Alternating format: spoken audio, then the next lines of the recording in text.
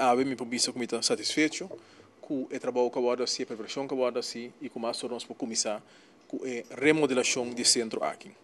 Maneira para pensar em quadro de manejo que agora de meu colega senhor Visser o último 4 anos. Estava tendo diferentes passos na qual toma lugar para o que se trata é descentralização e indemnização do departamento na qual trata de droga e isso significa que o centro aqui está de guia de FMMA e esse centro aqui está responsável pelo manejo de adicção no país Aruba, sin embargo é facilidade no governo e se trata que o governo tem responsabilidade também para percurar com a facilidade de uma qualidade aceitável. O governo mestre sigue invertido em também não somente no centro aqui, mas de mais facilidade no nosso país.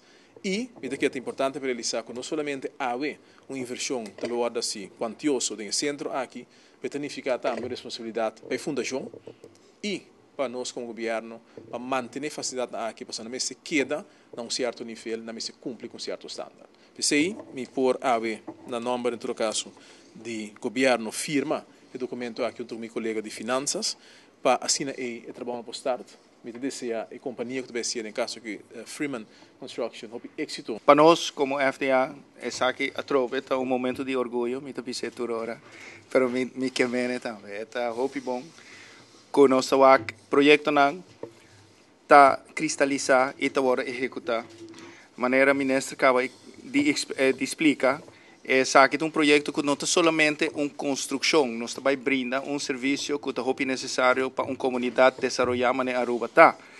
E nós estamos indo em uma boa direção e me estou orgulhoso como FDA para ver que nossa parte de aqui também. Maneira sempre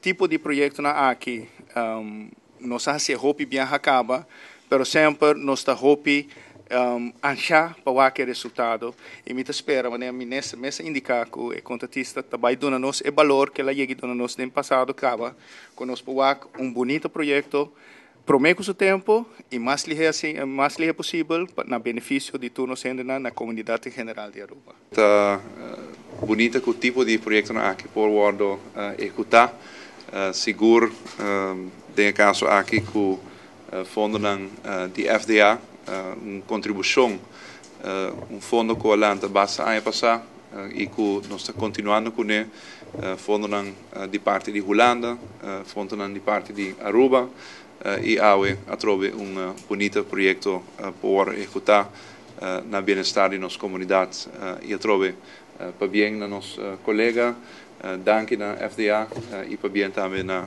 Freeman e todos estão envolvidos. Mas danke.